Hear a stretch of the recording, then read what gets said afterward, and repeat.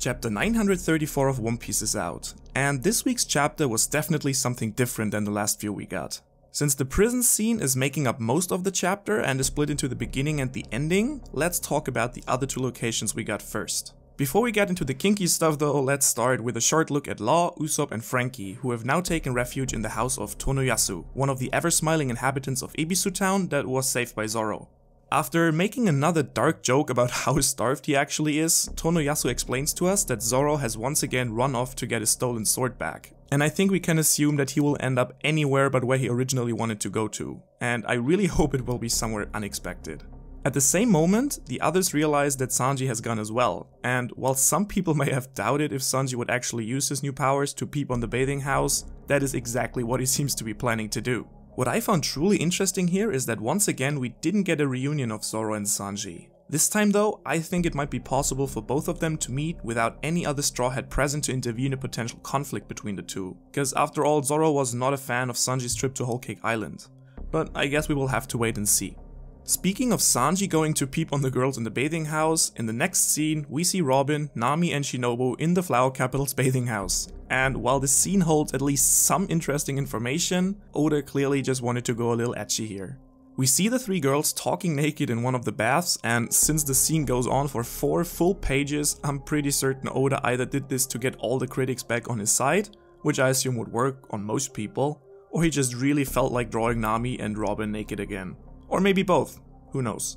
Anyway, while it might be hard to focus on the conversation at hand, since not only we find out that the bathing house is unisex, so basically Sanji's paradise, but also going full tentacle kink and seeing the girls having the back scrubbed by the male octopuses of the bathing house, we actually learn a little bit more about Hyogoro and Kyoshiro by the man in the bath and Shinobu.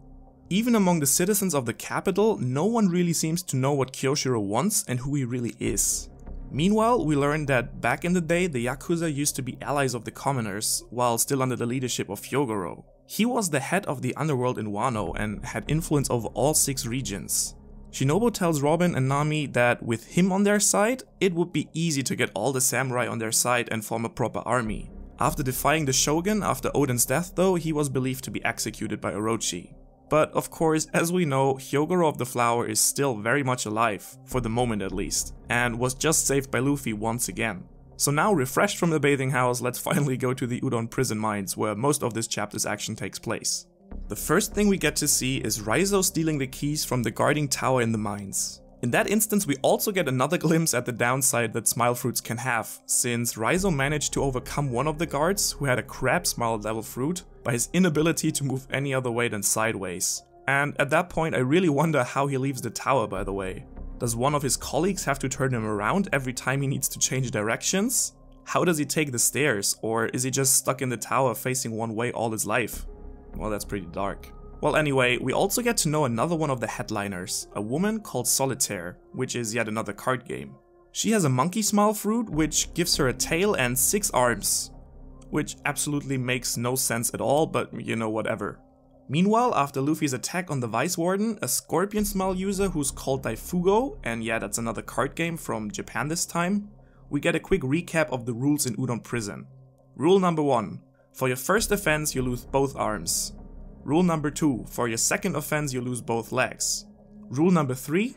For your third offense, you get executed. And the final rule is that anyone who attacks a guard at any time gets executed immediately. While the guards jeer, we can see that Luffy has actually gained the respect of many of the prisoners who are in tears over Luffy's apparent doom. It might actually be quite possible that we see some of them later on fighting on the Straw Hat side if they should make it out alive somehow. Luffy meanwhile confirms one of the main theories of the last chapters and explains to us that he actually has seen his prison time as a power training. I think we all can't wait to see what that will look like. It must be raw physical strength though, since we also learned that the Sea Stone handcuffs not only suppress his Devil Fruit power but also seem to block his haki in some way. In that instance though, the warden of the prison arrives, and in the first instance he actually looks like one of the awakened Zoan guards in Impel Down. An elephant head with a massive human body. A second later though, we find out that there's actually a human head on top of it and that the elephant is merely coming out of his chest. Pretty similar to Hold'em's lion, I would say. He seems to be a little stronger than the other guards and actually manages to take out Luffy by shooting a kind of cannonball from his elephant's trunk. And now in comes Queen. And the All-Star is exactly as weird as we expected her to be. Doing a weird dancing number, we also learned that he, because I guess now it's okay to call him a he, is in love with Komurasaki. His subordinates don't dare to tell him though that she was being struck down by Kyoshiro. And we also learn Queen's bounty, which is a stunning 1.32 billion berries. And that is almost 300 million more than Katakuri.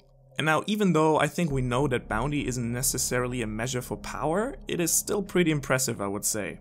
Queen now tells the warden to name and rank his top 3 problems, to which the warden replies that 1. Kid has escaped, 2. The keys have been stolen, and 3. Luffy's trying to escape right now.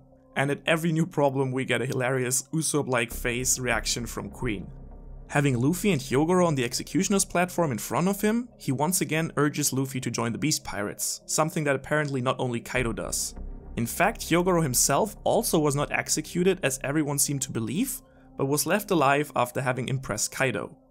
Hyogoro then goes on to offer his own life in order to spare Luffy's. But before we can hear Queen's final decision on the matter, we cut over to Kanjuro, who's looking at the scene from behind a mining cart. Accidentally, he's also standing right in front of the cell of the mysterious prisoner, who we now finally get to know as Kawamatsu, one of the missing samurai. Now, what are the main takeaways from this pretty intense chapter? First of all, Oda apparently somehow managed to convince his editors to integrate a full 4 pages of naked Nami and Robin with tentacles all around them into the chapter, which I'm just going to leave uncommented, but I don't think too many people will complain about it. Secondly, we learned that Zoro and Sanji are both on the road and have the potential of either meeting up along the way, or of Zoro ending up somewhere completely unexpected on the island. We also learned how important Hyogoro would be to the cause of the Lions, and see him and Luffy being trialed by Queen, who we also learned has an impressive bounty as well as a thing for Komurasaki. And we also finally meet the mysterious prisoner who reveals himself to Kanjuro as one of the missing samurai called Kawamatsu.